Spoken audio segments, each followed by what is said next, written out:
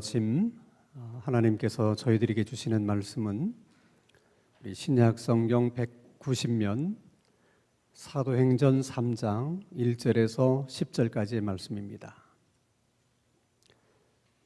신약 성경 190페이지 사도행전 3장 1절에서 10절까지의 말씀을 제가 봉독합니다. 하나님의 말씀을 경청하시기 바랍니다. 제9시 기도 시간에 베드로와 요한이 성전에 올라갈새 나면서 못 걷게 된 이를 사람들이 메고 오니 이는 성전에 들어가는 사람들에게 구걸하기 위하여 날마다 미문이라는 성전문에 두는 자라.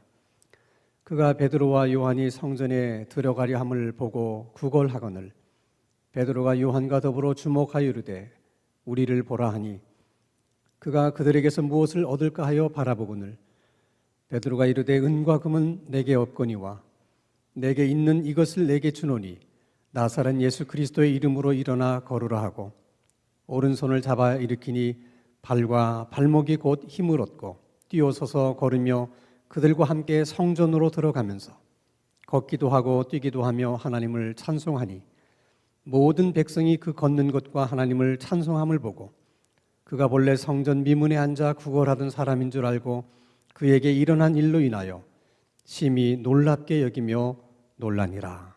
아멘.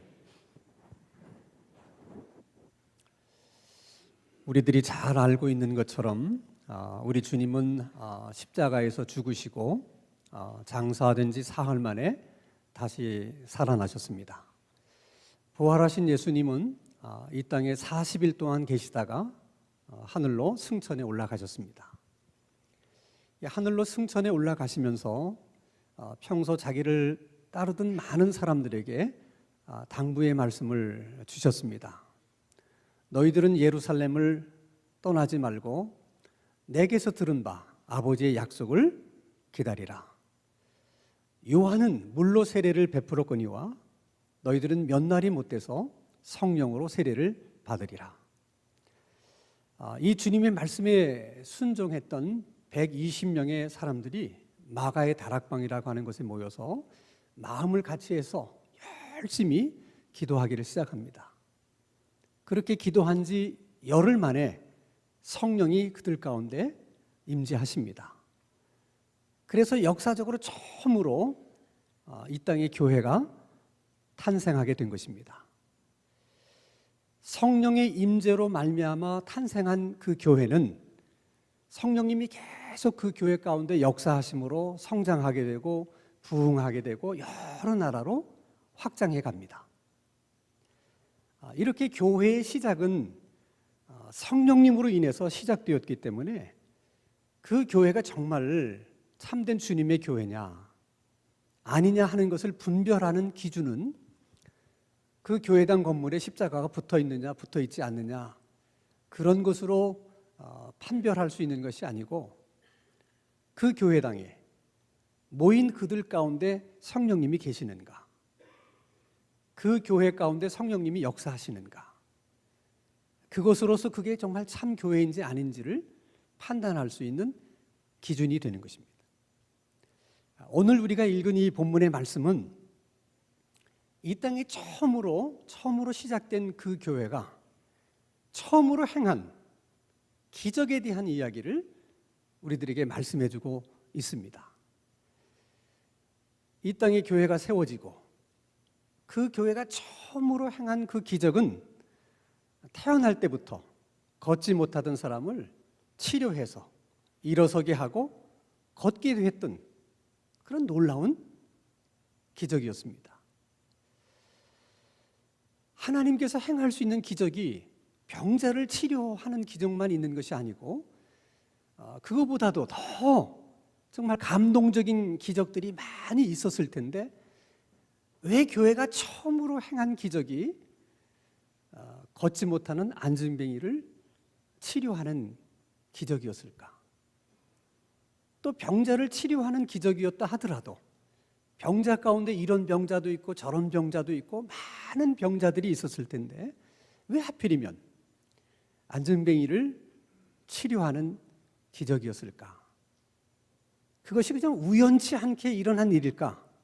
아니면 의도된 일일까? 만약에 그 기적이 의도된 기적이라면 도대체 그 기적을 통해서 하나님은 오늘 우리들에게 무엇을 말씀하려고 하시는 것일까 하는 것을 생각하면서 오늘 본문을 우리가 생각해 보려고 합니다. 어쨌든 이 기적은 언제 일어난 기적인가? 베드로와 요한이 성전에 기도하러 올라가다가 생긴 기적입니다. 당시 경건한 유대인들은 하루에 3번씩 시간을 정해놓고 기도를 했어요.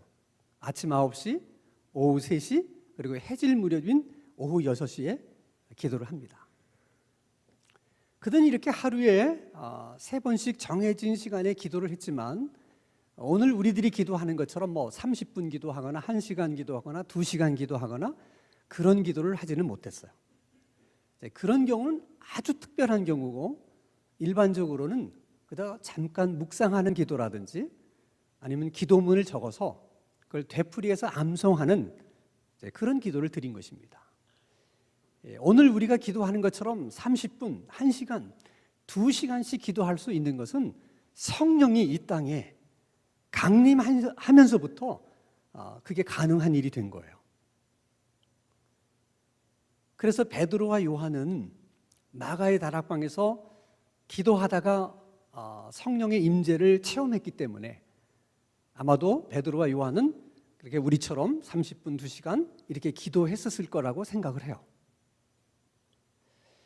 여러분, 기도 중에 이런 성령 체험을 하게 되면 그 성령님이 우리로 하여금 30분도 기도하게 만들고 1시간도 기도하게 만들고 2시간도 기도하게 만드는 거예요. 그렇게 기도할 수 있도록 만드는 것뿐만 아니라 그 성령님이 우리를 그렇게 기도하는 자리로 밀어내요. 그래서 때로는 우리가 의도하지 않았지만은 성령님이 기도의 자리로 밀어내기 때문에 그런 기도를 또 하게 되는 거예요. 자, 베드로와 요한이 기도 시간에 성전에 올라가서 기도를 했다.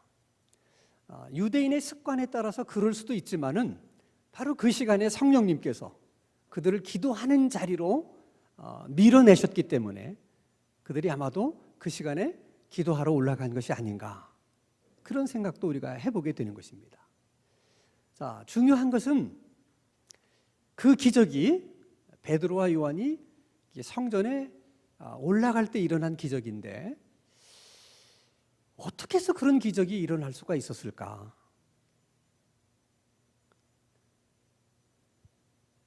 여러분 한번 생각해 보세요. 태어났을 때부터 한 번도 일어서 보지 못한 사람, 걸어보지 못한 사람을 향해서 내가 오늘 저 사람을 한번 고쳐줬으면 참 좋겠다, 이런 생각을 한다든지, 또 왠지 오늘은 저 사람을 고칠 수 있을 것만 같다, 그런 마음이 들고 그런 믿음이 생긴다는 것은 사실 일반적인 생각이거나 합리적인 생각이 아니에요. 그래서 베드로와 요한이 그 사람을 치료했기는 했지만은 그런 생각이 베드로와 요한에게서 나온 생각이 절대로 아닙니다. 자, 여러분 한번 생각해 보세요. 그 사람을 치료했던 그 시점이 언제쯤이었을까? 자, 오순절날 그들이 성령 충만함을 받고 그 다음날 성전으로 기도하러 올라가다가 그런 일이 일어났을까? 전후 문맥을 보면 그렇지 않아요. 오순절날 그들이 성령 충만함을 받고 하루에 몇 번씩 예루살렘 성전에 올라가 기도했어요. 그렇게 몇 날 며칠을 한 거예요. 그때마다 그 앉은뱅이는 성전 미문에 앉아 있었어요. 그러나 아무 일도 일어나지 않았어요. 근데 어느 날인가 문득 그 사람을 보면서 고쳐주고 싶은 생각이 든 것이고 왠지 고칠 수 있을 것만 같은 그 마음과 믿음이 생긴 거죠. 근데 어떻게 그런 생각을 할 수가 있는가 하는 거예요. 자, 여러분, 태어나서부터 한 번도 일어서 본 적이 없고 걸어 본 적이 없는 사람, 왜 그는 한 번도 일어서 본 적이 없고 걸어 본 적이 없었을까? 의학적으로 보면 세 가지 이유 중에 하나예요. 하나는 뇌가 일어서라 하고 명령을 하달했는데 그것을 전달하는 신경이 죽어가지고 전달이 안 돼서 일어설 수가 없어요. 아니면 뇌가 일어서라 명령을 해서 신경이 전달은 했지만은 일어설 수 있는 근육이 없으면 또 일어설 수 없는 거예요.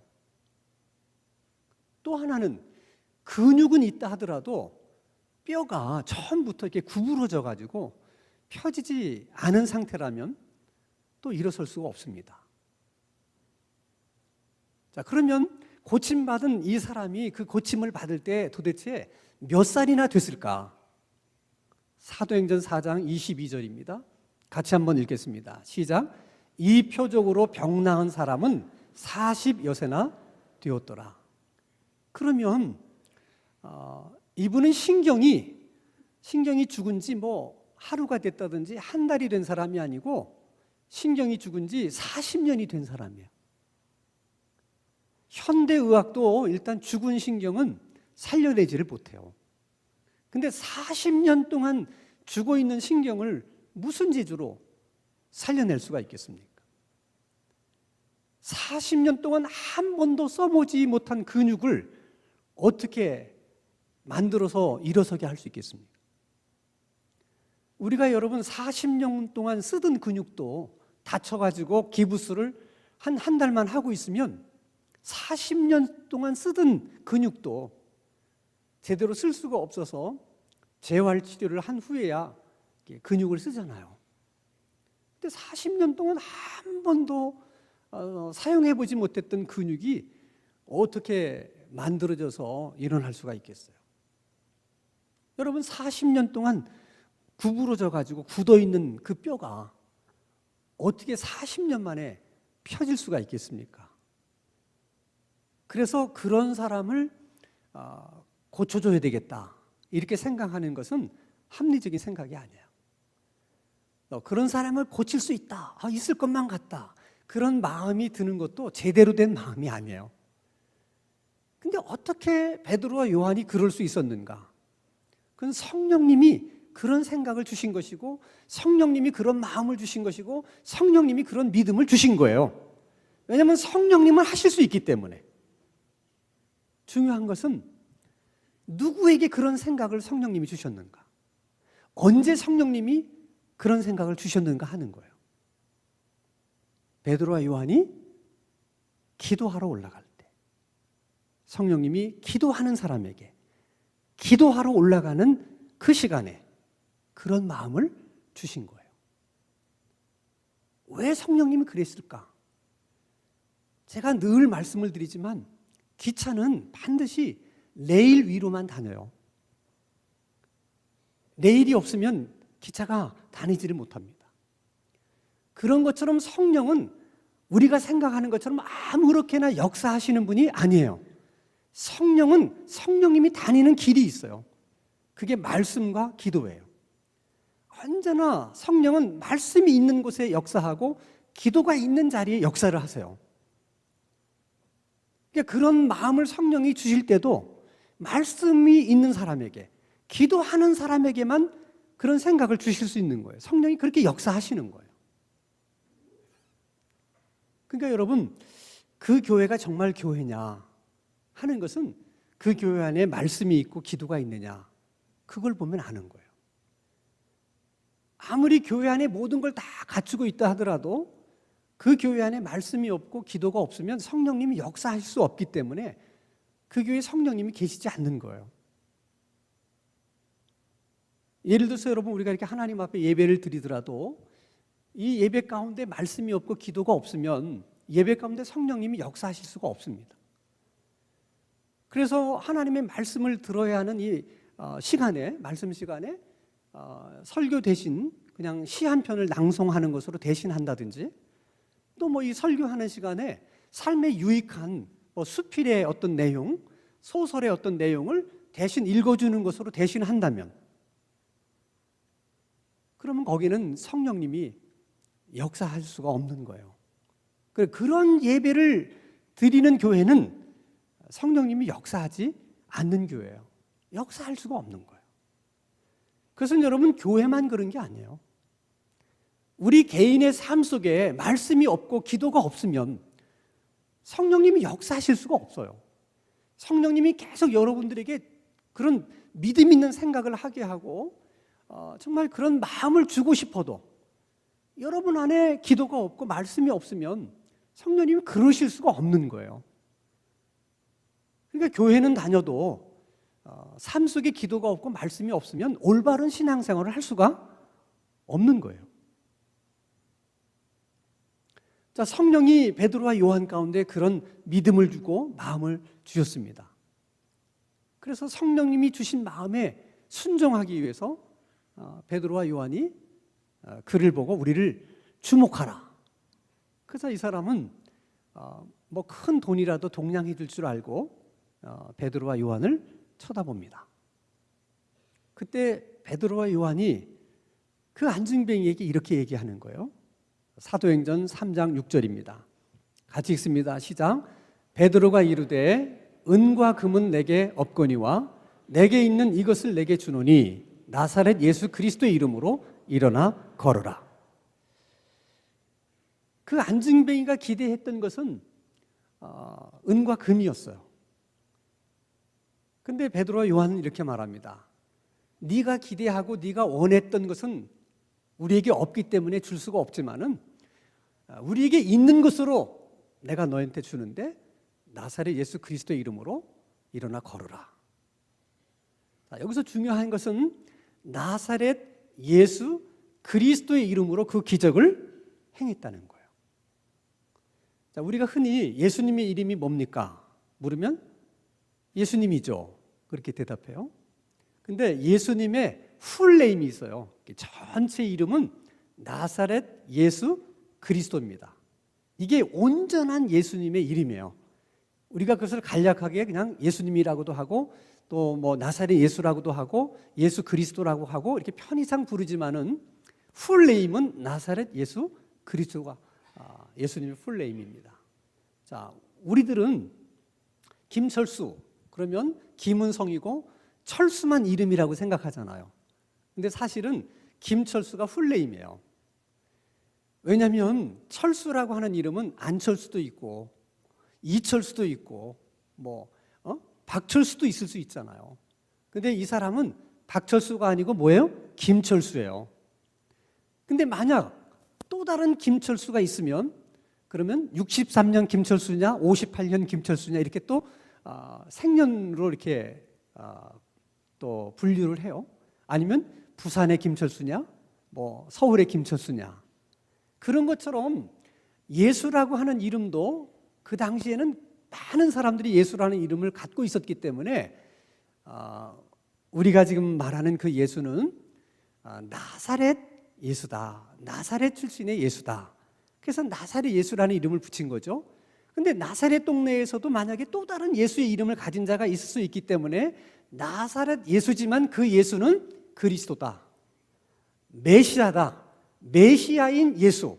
메시아인 나사렛 예수가 지금 우리가 말하는 예수님인 것입니다. 그래서 그렇게 부름으로 인해서 다른 예수와는 구별을 하는 거예요. 자, 중요한 것은 그 나사렛 예수 그리스도라는 그 이름이 무엇길래 아니 태어날 때부터 한 번도 걸어보지 못한 사람을 일어나 걷게 만들었을까 하는 것입니다. 우리가 잘 아는 것처럼 예수님이 공생의 3년 동안에 많은 능력과 기적을 행한 것은 잘 알죠. 그건 뭐 우리가 다 아는 얘기잖아요. 예수님께서 뭐 불가능한 일이 뭐가 있었겠어요? 많은 기적을 행하셨습니다.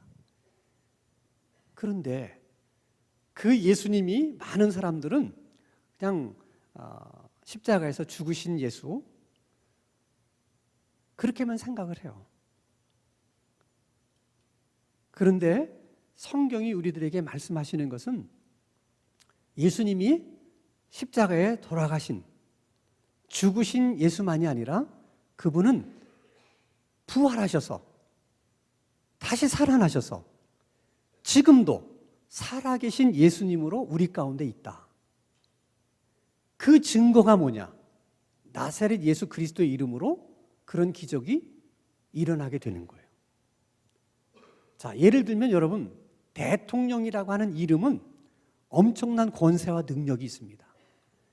대통령의 이름으로 평범한 사람을 장관을 만들 수도 있고, 대통령의 이름으로 수백 원을 움직일 수가 있고, 대통령의 이름으로 군대를 동원할 수도 있어요. 그러나 대통령이라 할지라도 전직 대통령, 죽은 대통령은 그런 일을 할 수가 없어요. 전직 대통령이나 죽은 대통령의 이름으로 할 수 있는 것은 아무것도 없습니다. 오직 살아있는 대통령만 그 이름에 그런 권세와 능력이 있는 거예요. 그래서 누가 내가 부처님의 이름으로 명하노니, 내가 마호메트의 이름으로 명하노니, 그런 얘기 들어보신 적이 있습니까? 부처님의 가르침에 의하면 이런 얘기는 할 수 있어요. 마호메트가 이런 이야기를 했는데 그런 것은 말할 수 있습니다. 그러나 그들의 이름으로는 뭘 할 수가 없어요. 왜? 죽은 자의 이름은 그런 능력이 없어요. 죽은 자의 이름을 가지고 할 수 있는 일은 아무것도 없어요. 그러나 나사렛 예수 그리스도라는 이름이 그런 능력을 행할 수 있는 것은 그분이 살아있기 때문에만 가능한 거예요. 자, 여러분, 베드로 요한이 이 사람을 치료해서 일어서게 하고 걷기도 하게 했습니다. 그러면 그 전에, 그렇게 치료받기 전에 그 안진뱅이의 형편을 한번 생각해 보세요. 태어났을 때부터 한 번도 일어나서 자기 발로 걸어본 적이 없는 사람이에요. 그 자체로 이 사람은 참 불행한 사람입니다. 더 불행한 것은 성전 가장 가까운 곳, 그 성전 미문에 매일처럼 앉아 있으면서 많은 사람에게 구걸을 했지만 한 번도 그 성전에 들어가 보지는 못한 거예요. 들어갈 생각을 할 수가 없어요. 그러나 그가 얼마나 성전에 들어가고 싶었겠어요. 근데 그 마음을 아는 사람은 한 사람도 없습니다. 왜? 처음부터 이 사람은 자기가 자기 발로 걸어서 성전에 들어갈 수 없는 사람이기 때문에 이 사람이 성전에 들어가고 싶은 그런 소원이 있을 것이다 는 것조차도 아무도 생각하지 못하는 거예요. 근데 정말 이 사람이 성전에 대해서 무관심했을까? 그렇지 않아요. 그가 베드로와 요한이 나사렛 예수 그리스도의 이름으로 일어나 걸으라. 일어나서 걷게 됐어요. 난생 처음 자기 발로 걸을 수 있게 된 거예요. 그럼 여러분 생각에 이제 내 발로 걸을 수 있게 되었을 때 내 발로 걸어서 가장 먼저 가보고 싶은 것이 어디였을 거라고 여러분 생각이 드십니까? 사도행전 3장 8절을 보겠습니다. 같이 읽겠습니다. 시작. 뛰어서서 걸으며 그들과 함께 성전으로 들어가면서 걷기도 하고 뛰기도 하며 하나님을 찬송하니. 그가 자기 발로 일어나 걸을 수 있게 되었을 때 그도 베드로와 요한처럼 다른 사람들처럼 성전에 들어가서 뛰기도 걷기도 하면서 하나님을 찬송했다는 거예요. 그래서 이 안증뱅이는 오늘날 교회 밖에 있는 많은 세상 사람들을 상징하고 있는 거예요. 교회 밖에 있는 사람들은 절대로 자신의 발로 교회에 올 수가 없습니다. 그래서 우리들이 어떤 착각을 하냐면 저 교회 밖에 있는 사람들은 교회에 관심이 없고 교회에 올 마음도 없고 우리는 그런 사람들인 것처럼 생각해요. 그러나 그렇지 않다는 거예요. 저들도 이 안증뱅이처럼 그 마음만 고침을 받으면 그들도 다 우리처럼 하나님의 전에 올라와서 하나님을 예배하고 하나님을 찬송하고 그런 삶을 살고 싶은 그런 마음이 있다는 거예요. 그래서 하나님은 교회 밖에 있는 저 사람들을 위해서 너희들은, 교회는 무엇을 할 수 있는가? 그걸 묻고 계신 거예요. 그것이 이 땅에 처음 시작된 교회가 처음으로 행했던 그 기적이 갖고 있는 하나님의 메시지예요. 그런 저들을 위해서 너희들이 할 수 있는 일이 무엇이냐는 거예요. 주님이 원하시는 것은 은과 금은 없지만은 나사렛 예수 그리스도의 이름이 있고 그 이름의 권세와 능력이 있는 그런 교회이기를 원하시는 거예요. 여러분, 우리 한국교회가 50년대부터 60년, 70년 지나오면서 참 어려운 때를 지났죠, 교회가. 그때는 참 교회가 가난했어요. 그래서 교회가 할 수 있는 일이 별로 없었어요. 할 수 있는 일이 없었기 때문에 뭐만 했느냐? 기도만 했어요. 그 당시 교회는 할 수 있는 것이 기도밖에 없었거든요. 교인들도 마찬가지예요. 자식은 많이 낳는데 그 많은 자식들에게 부모로서 해줄 수 있는 게 없었어요. 그래서 부모가 할 수 있는 일은 그냥 그 자식들을 위해서 새벽에 나가서 그죠? 기도하는 일밖에 없었어요. 금요철에 나와서 그 자식들을 위해서 기도하는 일밖에 없었어요. 근데 그렇게 열심히 기도하는 가운데 성령님이 역사하셔가지고 많은 은혜를 주셨어요. 자식들도 다 잘 키우게 됐고 교회도 예전보다 더 많이 부유하게 됐어요. 이것이 다 성령님의 역사고 또 성령님이 우리 가운데 주신 은혜라고 저희들은 생각해요.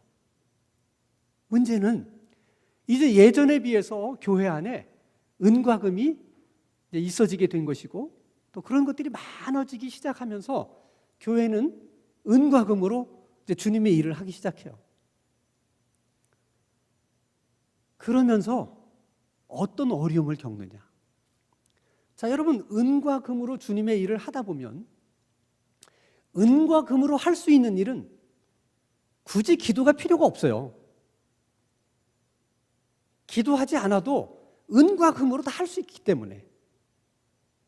그래서 오늘날 교회가 은과 금으로 많은 일을 하기는 하는데 할 수 있는 일이 기도밖에 없어서 기도했던 그때처럼 기도하지 못하고 그냥 구색 갖추는 기도만 하는 거예요.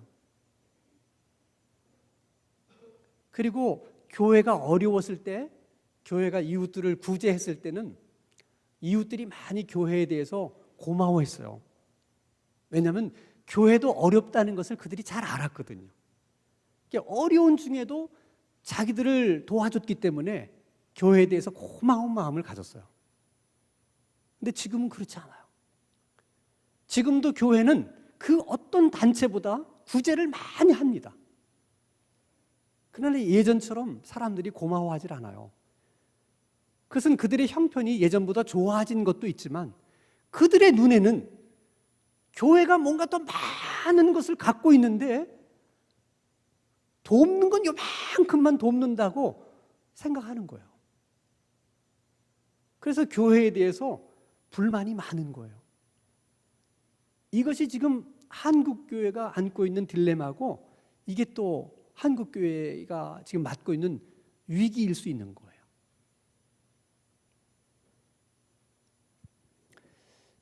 여러분, 그 북한 선교를 하다가 북한 당국에 의해서 체포돼서 종신형을 선고받고 2년 6개월 만에 극적으로 풀려난 이면수 목사님을 다 아시죠?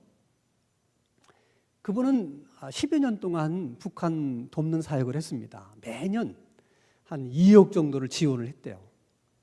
그리고 10년 동안 그렇게 북한 선교를 하면서 북한 당국의 특별한 배려가 있었기 때문에 자기는 다른 선교사들과는 다르게 아주 자유롭게 북한 선교를 했다는 거예요. 근데 어느 날 갑자기 이유도 없이 체포당해서 종신형을 선고받은 거예요. 그 열악한 수용소 안에서 2년 6개월을 보낸 거예요. 얼마나 많은 생각을 했겠습니까? 북한에 대한 배신감. 그리고 그 목사님이 뭘 잘못했어요? 어려운 사람 도우려고 한 것뿐인데 그런 자기를 왜 이렇게 만들었게 하나님은 하셨을까? 한 가지 생각이 있지 않았겠어요? 그가 북한에서 풀려나서 한국에 오신 적이 있는데 큰 교회 목사님 몇 분이 앉아있는 자리에서 그분이 이런 간증을 하셨어요. 자기가 그 2년 6개월 동안 엄청 많이 회개를 했다는 거예요. 두 가지 회개를 했는데 하나는 자기가 그런 사역에 바빠서 1년에 겨우 성경을 한 번 읽을까 말까 했는데 거기에 들어가 있는 동안 2년 6개월에 성경을 백독을 했대요. 그런 부분도 많이 회개를 했지만은 10년 동안 자기가 좋은 일을 한다고 한 그 모든 사역들이 그것이 자기가 해야 되는 본질이 아니었구나 하는 것을 깨닫고 많이 회개했다는 거예요. 언뜻 들으면 이해가 안 되죠. 아니, 어려운 북한 주민을 돕는 것은 인도주의 차원에서도 할 수 있는 일이고 해야 되는 일이에요. 아니, 그것을 교회가 했고 목사님이 했는데 뭐가 잘못됐겠어요? 이 목사님도 시작은 좋은 뜻으로 시작을 했을 거예요. 근데 하다 보니까 그 일은 은과 금이 있으면 그냥 저절로 되어지는 일이에요. 그러니까 어느 순간부터 기도할 필요성을 느끼지 못하고 그냥 은과 금으로 그 일을 한 것이죠. 아무리 그것이 좋은 일이고 주님의 일이라 할지라도 거기에 기도가 없고 말씀이 없으면 성령의 역사함이 없는 거예요. 그런 자리에는 주님도 없고 오직 돕는 자기 의만 있는 거예요. 저는 이 목사님이 간증한 나는 그 2년 6개월 동안 정말 많이 회개했다는 그것은 오늘 한국교회에 던지는 메시지라고 생각해요. 이제 한국교회는 은과 금으로 하는 주님의 일에 너무 몰두해서는 안 돼요. 이제는 다시 정말 교회가 본질로 돌아와서 기도하는 일과 또 말씀을 읽고 공부하는 일에 더 많이 지금은 힘쓰고 집중을 해야 될 때예요. 주님이 원하시는 교회는 은과 금이 많은 교회가 아니라 나사렛 예수 그리스도의 이름이 있는 교회, 그 이름의 권세와 능력이 있는 교회가 되기를 원하시는 거예요. 우리가 그런 교회를 만들어야 돼요. 그게 우리의 몫이에요. 그런 교회를 만들기 위해서 우리가 할 수 있는 일 간단해요. 베드로와 요한처럼 기도 시간을 정해놓고 꾸준히 기도하시면 돼요. 새벽 예배 기도 시간을 정해놓든지 수요 기도 기도회 시간을 정해놓든지 여러분이 편한 시간을 정해놓고 열심히 기도를 하세요. 그렇게 기도를 하다 보면 어느 순간 베드로와 요한에게 성령님이 감동을 주시는 것처럼 우리들 가운데도 감동을 주실 수 있는 거예요. 그러면 태어나서 한 번도 일어나 보지 못한 사람이 일어나 걷기도 하는 정말 상상할 수 없는 그런 일들이 얼마든지 우리들의 삶 속에도 일어날 수 있는 거예요. 그게 여러분 교회적으로만 그런 게 아니에요. 여러분 가정 안에서도 그런 일이 일어날 수 있고 여러분의 직장과 여러분이 하는 사업 가운데도 그런 일이 일어날 수가 있습니다. 그래서 기도하는 일이 중요해요. 바라기는 우리가 다니는 이 신당 중앙교회를 정말 나사렛 예수 그리스도의 이름이 있는 교회, 그 권세와 능력이 있는 교회, 그런 교회를 만들어 나갈 수 있기를 바랍니다. 그리고 그런 교회에 교인일 수 있게 되기를 주님의 이름으로 축원합니다. 기도하겠습니다. 거룩하신 아버지 하나님, 우리들의 인생을 우리 자신의 힘으로만 살려고 애쓰지 않게 해주시고 성령님의 다스림과 인도를 받으며 살아가는 믿음의 삶이 되게 하여 주옵소서. 아무것도 할 수 있는 것이 없다고 생각이 들 때 더 많이 기도하게 하시고 더 열심히 기도할 수 있게 하옵소서.